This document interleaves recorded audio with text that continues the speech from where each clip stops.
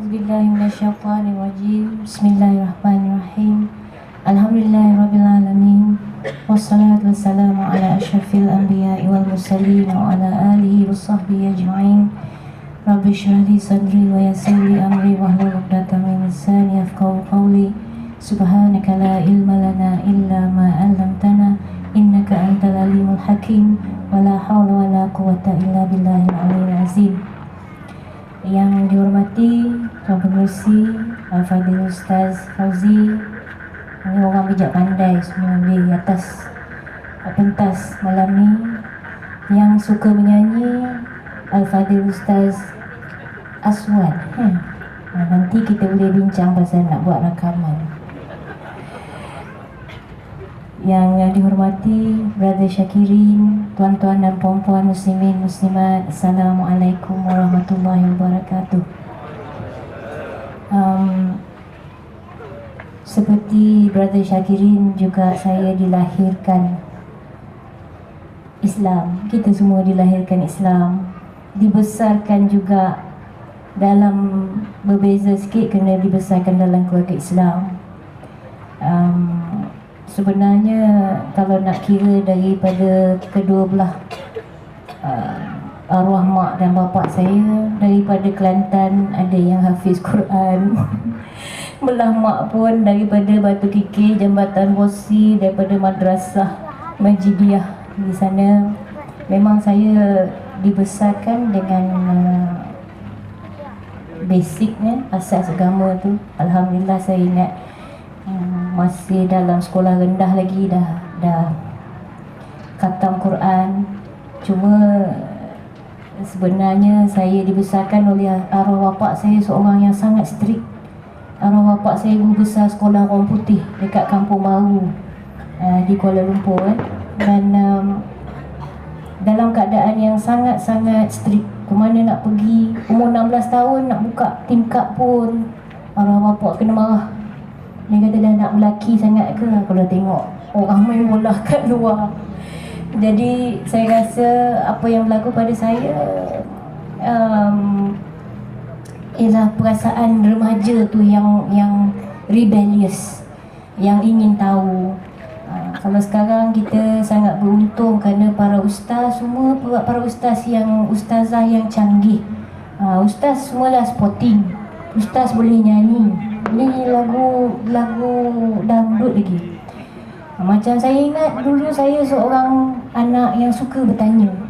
Tapi dulu para ustaz semua agak strict semacam. Bila kita tanya lebih-lebih, dia kata, "Endahlah, itu dia hukum, kau ikut aja."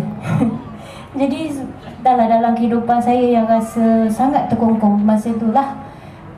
Walaupun sekarang saya dah faham kenapa mak bapak saya buat begitu. Saya sampai ke tahap SPM dulu, saya nekat untuk mendapat keputusan yang baik. Kerana arwah mak bapak cakap, kalau bapak saya dulu cakap Kedah, dia kata, kalau hang tak pas SPM, kami nikah engkau. Jadi masa tu saya memang pelajar yang memang aktif di sekolah. Kahwin ni kira last sekali lah dalam list saya. Jadi saya belajar hingga saya dapat keputusan yang baik dan saya dapat tawaran beasiswa untuk belajar, meneruskan pelajaran saya ke luar negara. Jadi masa tu saya seronok bukan pasal saya dapat keputusan yang baik, seronok kerana saya dapat keluar pada rumah masa tu. Jadi ketika itu daripada bila sampai ke New Zealand itulah saya mula melencong lah, ya, kita kata. Dan di situ saya banyak merasakan kehidupan di luar. Kalau kita anak-anak, apa yang saya belajar sebagai seorang ibu lah, kita kena expose anak-anak. Kita tak boleh terlampau protect anak-anak kita sehingga mereka tak tahu kehidupan yang sebenar di luar. Begitulah saya, bila saya dapat keluar, saya rasa macam perak, orang kata perak. Dah pergi dan di situlah saya mula banyak benda yang saya buat yang pelik-pelik tu. Saya rasa out of curiosity, daripada sifat ingin tahu saya sebagai remaja lah. Jadi saya sebenarnya tak ada cita-cita nak jadi penyanyi. Tak pernah ada cita-cita. Saya sebenarnya dulu daripada kecil, kerana saya lihat saudara mara saya ramai dalam bidang undang-undang, saya nak jadi criminal lawyer, Ustaz. Tapi sekarang ni tinggal jadi lawyer buruk je. Jadi bendanya bila saya masuk dalam bidang nyanyian ni atas galakan kawan-kawan. Kawan-kawan yang suruh masuk bertanding dekat New Zealand. Dan mereka yang beria-ria yang support saya pergi nyanyi sehingga saya dapat tawaran dan selebihnya. Dan apa yang saya lihat, kehidupan saya dalam bidang seni, walaupun dalam serba glamour lah, yang katakan serba boleh dikatakan mewah dan popular, tapi saya tahu dalam seronok saya, glamour saya tu, kehidupan saya kosong, jiwa saya kosong. Saya tak pernah, sentiasa ada perasaan tak cukup, yang tak puas. Ada saja perasaan yang nak lagi. Kalau ada rumah macam ni, nak rumah macam tu. Nak ada kereta macam ni, nak kereta macam tu. Tak pernah ada rasa tenang. Okey, aku ada dah semua. Seperti apa yang saya rasa sekarang, walaupun tak kaya-raya ke apa, tapi saya rasa Allah telah mencukupkan bagi saya dan anak-anak saya. Jadi apa yang terjadi, pendekkan cerita, bila saya balik ke Malaysia dengan kumpulan fan club, memang saya berada di pada tahap peak lah di dalam popularity. Dan sehingga sekarang pun saya boleh brag lah, saya boleh cakap saya masih yang memegang rekod artis satu-satunya artis Malaysia yang pernah mencapai ke tahap Billboard charts di Amerika. Saya masih menunggu adik-adik saya ni untuk break saya punya rekod.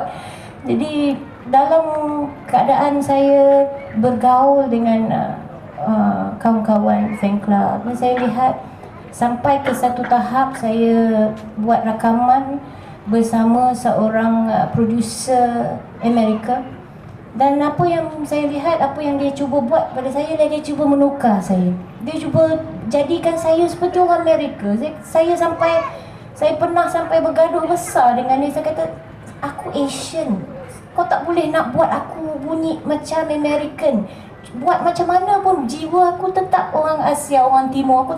Kau tak boleh tukar aku. Kenapa kau tak boleh terima aku sebagai itu? Jadi itu salah satu pada sebab saya mula menjauhkan diri. Saya tak boleh kerana hakikatnya jiwa saya adalah jiwa orang Islam, jiwa orang Timur. Dan lama kelamaan saya ambil keputusan, biar saya di tempat saya sendiri. Dan ketika itu mulalah perjalanan saya. Kalau siapa yang pernah dengar lagu saya, rasa saya, kalau anda kaji lirik-lirik lagu saya, memang ada. Memang pencarian saya tu dah bermula daripada tahun 19, lama lagi dah.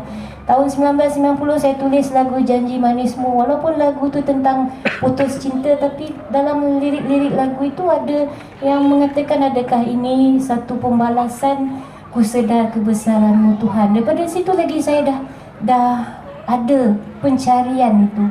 Dan kalau tuan-tuan lihat lagi, banyak lagu-lagu saya yang ke arah itu. Walaupun masa tu saya masih duk pakai skirt dengan tight sikit. Dan ketika itu di saat di mana saya paling popular, Allah Subhanahu Wa Taala ambil satu persatu nikmat yang diberi. Daripada tu dia ambil mula dengan sakit. Bila dah sakit tu dia mengakibatkan efek kepada pekerjaan, hubungan suami isteri, hubungan keluarga, sehingga sampai satu masa saya tinggal seorang.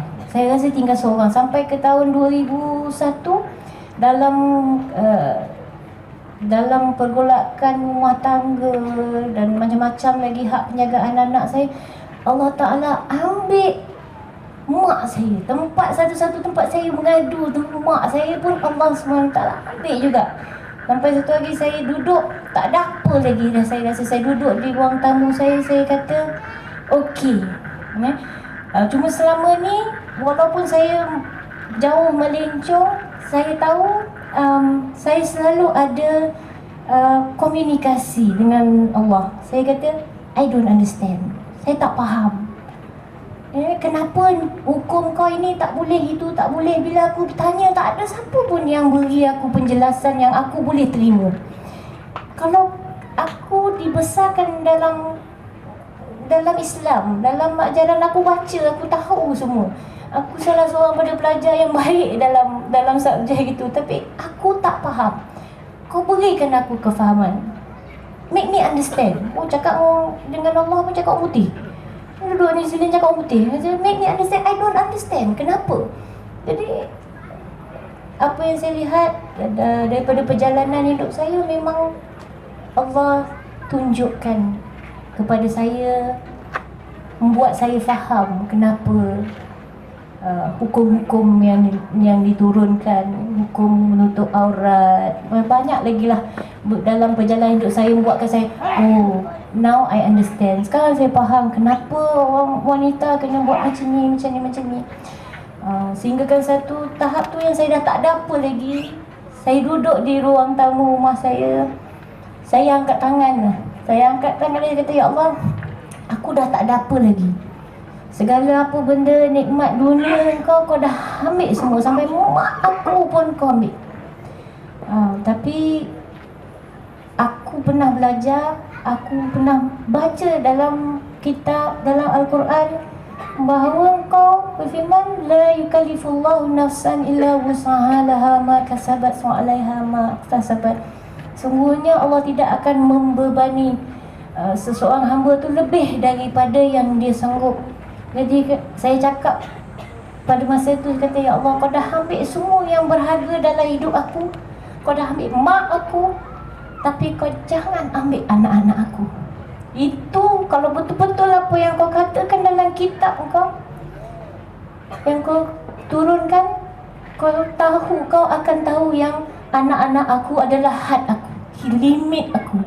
Kalau kau ambil juga anak-anak aku tak tahulah setakat mana aku boleh berpegang lagi. Jadi macam saya buat perjanjian, saya kata, kalau kau tak ambil anak-anak aku, ya Allah, aku akan cari balik jalan, dan aku akan betulkan diri aku, dan aku akan didik anak-anak aku untuk berada di jalan. Daripada situ, alhamdulillah lah, itu saya rasa dalam tahun 2005 menghala ke 2006 tu, kehidupan saya pun mula berubah bila saya mula balik ke jalan Allah. Allahuakbar.